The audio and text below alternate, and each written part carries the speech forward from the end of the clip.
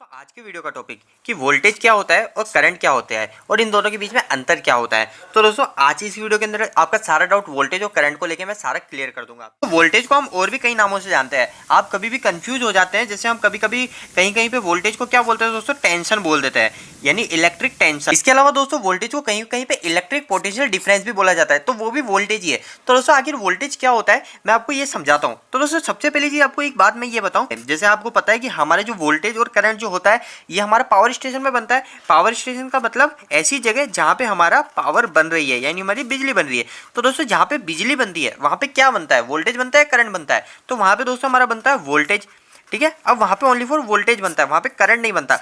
Current हमारा कहाँ बनता है वो भी मैं आपको बताऊंगा। दोस्तों सबसे पहली चीज़ आपको एक बात क्लियर कर दूं मैं बहुत अच्छे से।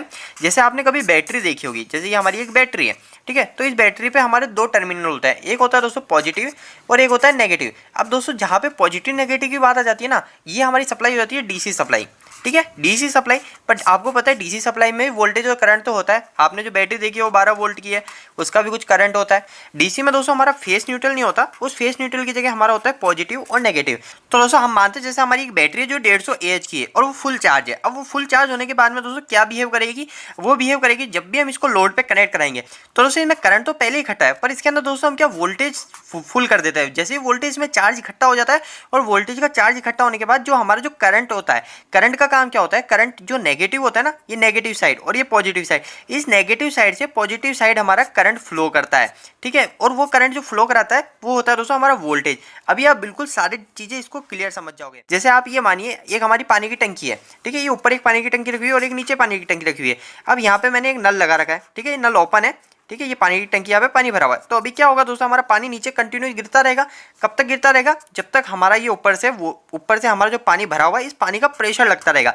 और जैसे ही प्रेशर खत्म हो जाएगा हमारा पानी गिरना बंद हो जाएगा।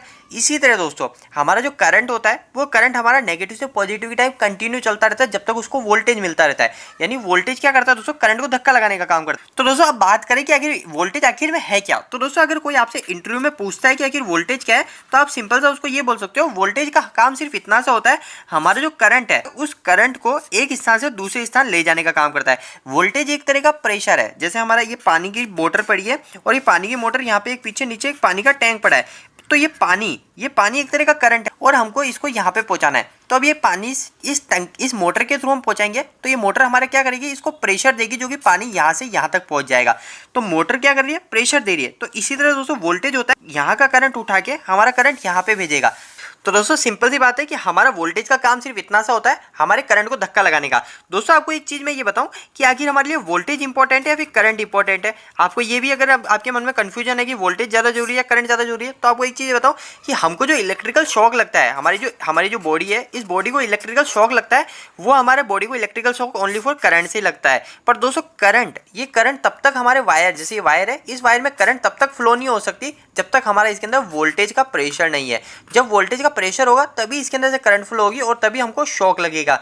और कोई भी उपकरण चलता है, जैसे हमारी एक मोटर है, तो ये मोटर किससे चलेगी, हमारा इसके अंदर जब तक करंट नहीं आएगा। हम बोलते हैं ना दोस्तों बिजली नहीं आ रही, तो वो बिल्कुल सही बोलते हैं। बिजली मतलब हमारा करंट नहीं आ रहा, और करंट तभी आएगा जब हमारे वोल्टेज आएंगे। जैसे दोस्तों अगर मानते हैं कि पावर स्टेशन का पूरा पावर आपके हाथ में है, ठीक है, आप जब चाहो उसको बंद कर सकते हो, आप जब चाहो उसको चालू कर सकते हो। तो पावर स्टेशन आपने बंद कर दिया, पावर स्टेशन जैसे ही बंद करेगा ये पावर स्टेशन क्या करेगा, वोल्टेज बनाना बिल्कुल बंद कर देगा।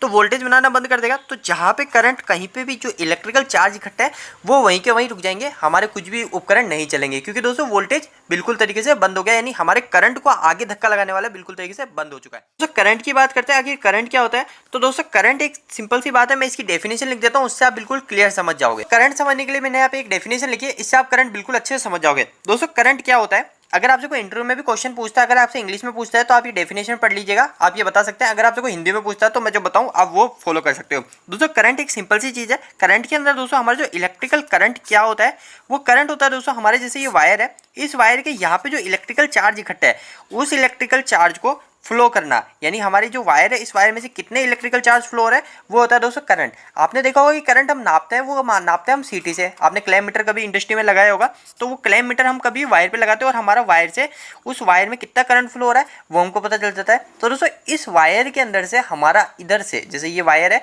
इस वायर में जैसे मैंने क्लैम मीटर यहाँ लगाया, तो इस जगह से हमारा यहाँ से यहाँ पे कितना करंट, कितना इलेक्ट्रिकल चार्ज फ्लो हो रहा है वो दोस्तों कहलाता है करंट। अब इलेक्ट्रिकल चार्ज मैंने आपको बताया ना तभी फ्लो होगा जब हमारा इसमें वोल्टेज होगा। तो दोस्तों अब आपको वोल्टेज और करंट के अंतर को पता चल गया होगा। तो दोस्तों अब बात करते हैं, जैसे मैंने अभी आपको बताया कि फ्लो ऑफ इलेक्ट्रिकल चार्ज हमारा करंट कहलाता है, और करंट ऑलवेज फ्लो करता है नेगेटिव टू पॉजिटिव साइड। जैसे मैंने अभी आपको बताया था एक एग्जांपल के तरीके से कि हमारी एक बैटरी है जिसके अंदर एक पॉजिटिव टर्मिनल और एक नेगेटिव टर्मिनल है, और जब इसके अंदर हमारे वोल्टेज चार्ज इकट्ठे हो जाएंगे तो हमारा क्या होगा दोस्तों, जो करंट होगा वो नेगेटिव से पॉजिटिव की साइड जाने की कोशिश करता है। ठीक है, तो हमारा जो करंट होता है हमेशा ऑलवेज मूव करता है, हमेशा करंट फ्लो करता है, वो करता है दोस्तों नेगेटिव साइड से पॉजिटिव साइड की तरफ। अब दोस्तों नीचे एक और चीज़ है कि करंट की एसआई यूनिट, यानी करंट को हम बोलते किस में, वो बोलते हैं दोस्तों हम एम्पियर में। मतलब हम करंट को किस में नापते हैं, आप कभी भी किलोमीटर से करंट नापते हैं तो वो किस में नापते हैं, आप बोलते हैं ना कि इसमें से इतना एम्पियर करंट फ्लो कर रहा है, तो वो एम्पियर में नापते हैं और इसको शो करते हैं ए से। तो दोस्तों इस वीडियो खत्म करने से पहले आपके मन में एक और मैं डाउट क्लियर करूँ कि आखिर पावर क्या होता है। पावर का मतलब दोस्तों आपने सुना होगा ना वाट, आखिर ये वाट क्या होता है। बहुत ही सिंपल चीज़ है, वाट के अंदर हमारा जितने भी एम्पियर है वो एम्पियर, उसके अंदर मल्टीप्लाई कर दोगे आप वोल्टेज को, यानी कितना भी वोल्टेज फ्लो करा है उस वोल्टेज को मल्टीप्लाई कर दोगे आपस में, तो हमारा आ जाएगा वाट। जैसे कि हमारी एक मोटर है, अब ये मोटर मेरी कितने वाट की वो मेरे को कैसे पता चलेगा, सिंपल सी बात है, मेरी मोटर कितना करंट ले रही है। जैसे मैं मानता हूँ मेरी मोटर 1 एम्पियर ले रही है, ठीक है, 1 एम्पियर करंट ले रही है, मेरी मोटर 1 एम्पियर करंट ले रही है और इसके जो वोल्टेज है वो वोल्टेज 220 है, तो इन दोनों को मल्टीप्लाई करने के बाद कितना आया 220, तो हो जाएगा दोस्तों मेरी मोटर 220 वाट की। इसी तरह दोस्तों पर एक बात आपको ध्यान रखनी, कभी भी अगर 3 फेज की बात होगी तो 3 फेज के लिए आपको जो वोल्टेज है इस वोल्टेज के साथ में √3 को मल्टीप्लाई करना पड़ेगा। ये होता है √3 के मतलब 1.732, मतलब आपको एम्पियर इंटू वोल्टेज इंटू 1.732 को मल्टीप्लाई करना पड़ेगा और आपका आंसर आ जाएगा दोस्तों वाट में। तो दोस्तों उम्मीद है कि आपकी छोटे से वीडियो के अंदर कुछ डाउट क्लियर हुए होंगे। दोस्तों अगर ये आपको वीडियो अच्छा लगा हो तो इस वीडियो को लाइक करके जरूर बताइएगा। अगर आपको कोई भी सवाल इस वीडियो के प्रति या फिर इलेक्ट्रिकल से जुड़ा हुआ है तो आप मुझे नीचे कमेंट बॉक्स में कमेंट करके पूछ सकते हैं। इलेक्ट्रिकल वीडियोस अगर आप हिंदी में देखना पसंद करते हैं आज ही इस चैनल को सब्सक्राइब कर लीजिए। आज के लिए इतना ही, धन्यवाद।